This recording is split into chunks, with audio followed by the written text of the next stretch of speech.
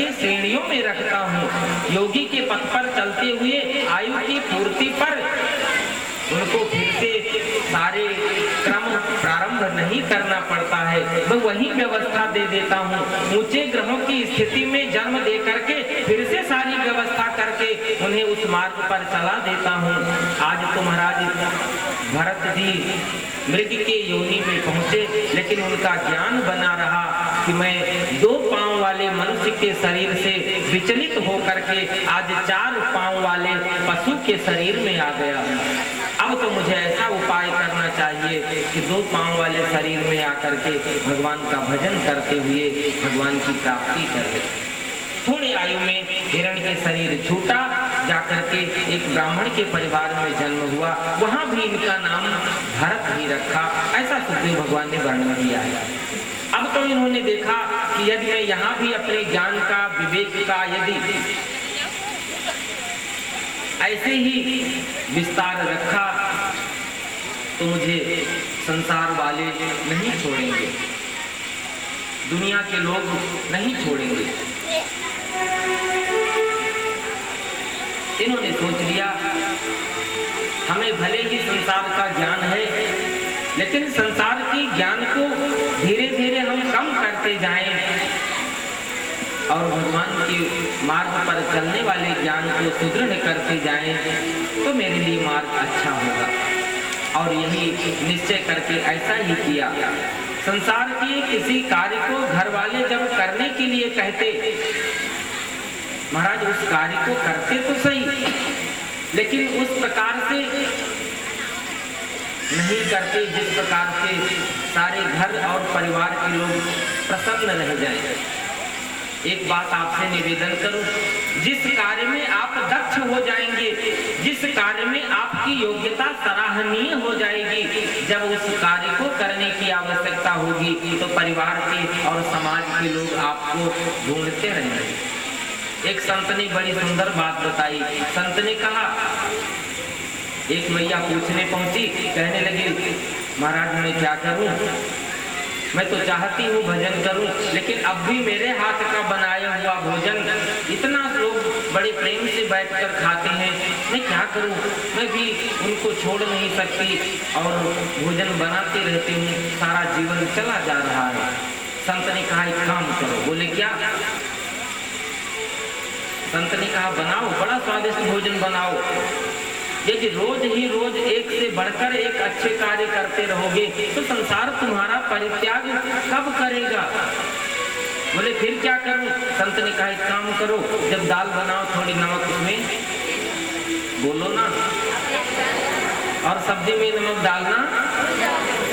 अगले दिन से कहेंगे अब तो ये काम के नहीं रहे, इन्हें छोड़ो। और ये भगवान का, संतों के पास युक्ति होती है, विद्वानों के पास युक्ति होती है। यदि हम उसे ग्रहण करना चाहें तो युक्ति को हम ग्रहण कर लें, लेकिन बात तो तब गड़बड़ होती है कि हम उसे सुनना नहीं चाहते, उसे जानना नहीं चाहते। एक बार मैं गांव की चर्चा करता हूँ, आप लोगों की नहीं, आप लोग तो बड़े समझदार हैं। एक बार गांव में एक कोई बाबा जी पहुंचे, तो गांव वाले पहुंचे और कहने लगे बाबा जी एक काम करो, आज बहुत मेरा मन है कुछ सत्संग सुना दो। बाबा ने कहा मैं सत्संग नहीं करता। बोले नहीं, आज हम लोगों की प्रार्थना स्वीकार करो और कुछ सुना दो। बाबा जी ने कहा चलो मैं सत्संग तो करूंगा, लेकिन मेरी एक शर्त होगी। बोले क्या? बोले सत्संग प्रारंभ करने से पहले एक प्रश्न पूछूंगा और मेरे प्रश्न का सही उत्तर होगा तो मैं सत्संग करूंगा, और यदि मेरे प्रश्न का सही उत्तर नहीं होगा तो सत्संग नहीं। आप लोग बोलते रहो, समय हो गया, सो जाओ। बोलो वृंदावन। चलो बाबा जी को मना लिया, बढ़िया व्यवस्था किया, सब लोग बैठ गए। बाबा जी को मंच पर बैठाया और बोले महाराज अब कृपा करो। तो बाबा जी ने, संत ने एक प्रश्न पूछा। बोले सब मिलकर के बताओ, इस संसार में भगवान है कि नहीं है? अच्छा चलो आप लोग बताओ। सबने हाथ खड़े कर दिया भगवान को। महाराज बाबा जी उठे और चले गए। लोगों ने कहा अजीब बाबा है, हम तो प्रश्नों का उत्तर सही दिए, लेकिन ये तो कुछ सुना के राजी नहीं है। फिर गांव वालों ने विचार किया, एक काम करो। बोले क्या?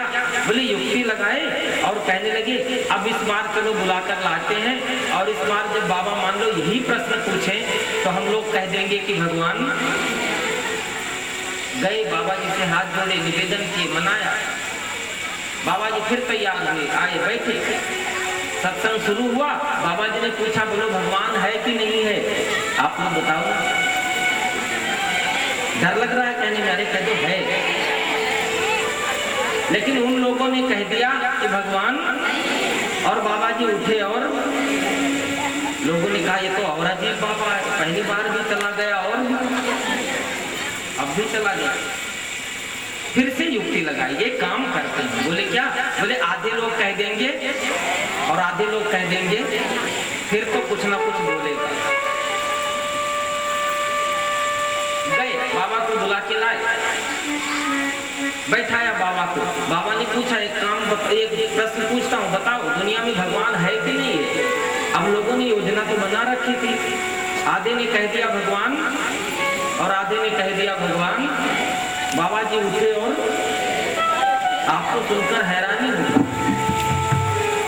अब इस बार लोगों ने बाबा को जाने नहीं दिया, सामने खड़े हो गए और बोले बाबा जी अब तो नहीं जा पाओगे। बोले क्यों? बोले एक बात बताओ, मेरे हर बात पर चले जाते, जब कह दिया भगवान है तब भी चले गए, जब कह दिया भगवान नहीं है तब भी चले गए, और जब आधे लोग कहते हैं है और आधे कहते हैं भगवान नहीं है तब भी जा रहे। बाबा ने कहा ध्यान से सुनो, पहली बार जब पूछा कि भगवान है कि नहीं, सबने हाथ खड़े कर दिया भगवान है, और जब ये जानते हो भगवान है तो सुनाऊं क्या? बस भगवान को इसे बताना है, सुनाऊं क्या? दूसरी बार पूछा भगवान है कि नहीं, सबने कह दिया भगवान नहीं, जब भगवान को जानते नहीं तो तुम्हें सुनाऊं क्या? बोले फिर तीसरी बार क्या हुआ? बोले तीसरी बार आधे लोग कहते हैं भगवान है, आधे कहते हैं नहीं है। ऐसा करो, मामला तुम्हारे गांव का है, जो जानते हैं वो ना जानने वालों को बता दें, घर कर बात घर में रख लो, मुझे क्या जरूरी है? बोलो वृंदावन। महाराज संतों के पास युक्ति तो होती है, लेकिन उस युक्ति को हम समझ कितना पाते हैं, अपने जीवन में उतार कितना पाते हैं। संत ने कहा मैया एक काम करना, घर में सब्जी तो बनाना, लेकिन दाल में नमक थोड़ा और सब्जी में नमक। अगले दिन से लोग कहेंगे अभी ये मेरे काम की नहीं, किसके काम का है? जब किसी काम का व्यक्ति ना रहे तो यही प्रश्न तो मेरे पीछे लगा हुआ है। मैं इतना ही नहीं समझ पाता हूँ कि मैं कौन हूँ। जब भरत को इस प्रकार से कहते हुए राजा रहुगण ने सुना, राजा रहुगण को लगा ये व्यक्ति या तो बिल्कुल पागल है, बिल्कुल मूर्ख है, या व्यक्ति बिल्कुल बुद्धिमान और पहुंचा हुआ कोई संत है। ऐसी बातें करते हैं। राजा रहुगण ने अनेक प्रकार से बात पूछा है। सुखदेव भगवान ने दृष्टांत का वर्णन किया है, जो जड़ भरत ने राजा रहुगण को सुनाया है। सुखदेव भगवान कहते हैं राजा परीक्षित से कि राजा रहुगण को जड़ भरत ने सुनाया। आप भी ध्यान देकर सुने, ज्ञान की चर्चा, ज्ञान की चर्चा में अधिकांश का मन नहीं लगता। भक्ति सरल है, इसलिए भक्ति को हम सभी अधिक अपने मन के अनुसार उसे अच्छा लगता है, ग्रहण करते हैं। ज्ञान थोड़ी कठिन है, लेकिन कुछ न कुछ जीवन में ज्ञान भी होना चाहिए। राजा रहुगण को जड़ भरत ने उपदेश दिया है, बताया। जड़ भरत ने कहा राजन, एक बार की बात है, एक व्यापारी व्यापार करने के लिए चलता है, और जब व्यापार करने के लिए चला तो उसके पास संपत्ति है, मूल धन है, जिसे व्यापार करना है। घर से निकलता है तो जंगल में प्रवेश करना पड़ता है। जंगल में प्रवेश किया तो क्या देखा, उसके पीछे 6 चोर लग गए। अब तो महाराज जंगल में चोरों से बचना है। भागते भागते जंगल में एक कुआं है, और उस कुएं में वो व्यापारी गिर जाता है। जैसे व्यापारी कुएं में गिरने लगा, गिरते गिरते घटना में परिवर्तन हुआ। कुएं के किनारे एक बट का वृक्ष लगा हुआ है और बट वृक्ष की डाल कुएं में लटक रही है। अब तो उस व्यापारी के हाथ में बट वृक्ष की एक डाल आ जाती है, डाल को पकड़ करके कुएं में लटक गया। और जब कुएं में लटका तो नीचे और ऊपर दृष्टि डाल करके देखा तो नीचे क्या देखा, कुआं तो सूखा है, उसमें जल नहीं है, लेकिन भयंकर सर्प बैठा हुआ है। और जब ऊपर दृष्टि उठा करके देखा तो जिस डाल को पकड़ रखा है व्यापारी ने, उस डाल को 2 चूहे काट रहे हैं। और ऊपर वाली डाल को देखा, दृष्टि पड़ी तो महाराज ऊपर वाली डाल में मधुमक्खियों का छत्ता लगा हुआ है और उस मधुमक्खियों के छत्ते में इतनी शहद भरी हुई है कि एक एक बूंद शहद नीचे गिरती है। और शहद गिरती कहाँ है, जहाँ वो व्यापारी डाल को पकड़कर लटका हुआ है। शहद तो व्यापारी के मुख में गिरने लगा। अब वो सर्प को भूल गया, अब वो चूहे काटने वाली डाल को भूल गया, शहद को खाने में मस्त हो गया। धीरे धीरे धीरे धीरे धीरे धीरे चूहों ने डाल काट दी, व्यापारी कुएं में गिरा, सर्प ने काटा और व्यापारी की मृत्यु हो। राजा रघुगण जोर से चिल्लाए, नहीं नहीं, वो बुद्धिमान नहीं था। यदि बुद्धिमान व्यक्ति होता तो जब मृत्यु सामने दिख रही हो तो एक बूंद शहद के स्वाद में जीवन कैसे समापन कर दिया जाए। अब तो महाराज जड़भरत ने कहा, राजन वो व्यापारी कोई और नहीं, वो व्यापारी कौन है, संसार के समस्त प्राणी वो व्यापारी है।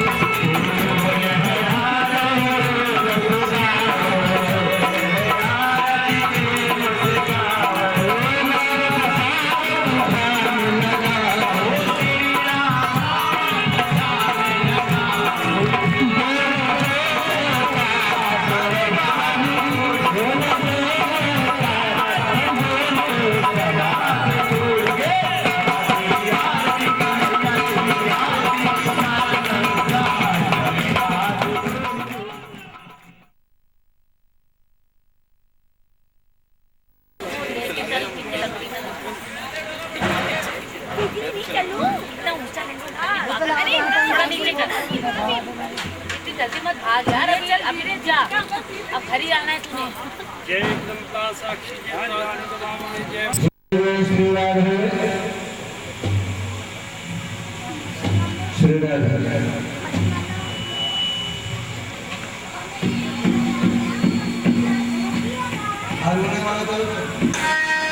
ठीक है हम मत करो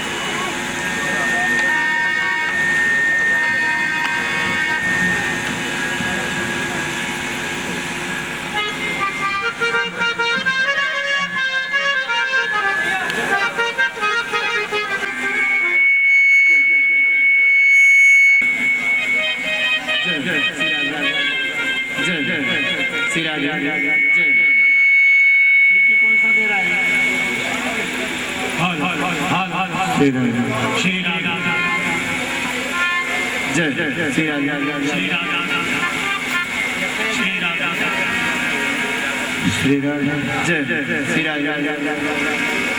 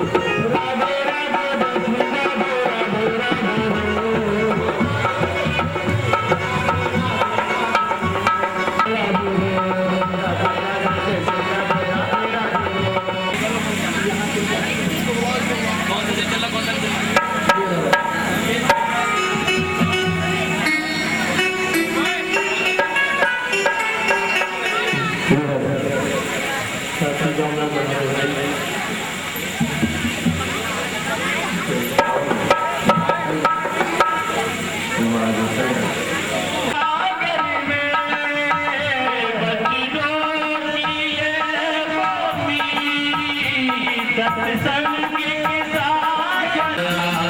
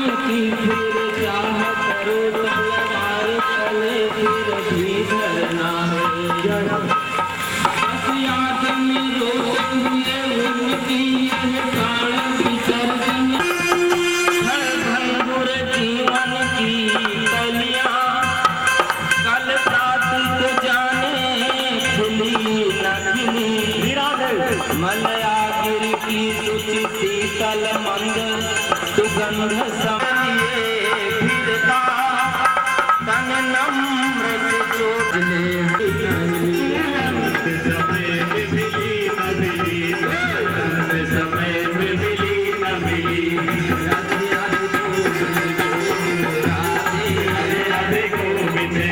राधे राधे गोविंद राधे राधे गोविंद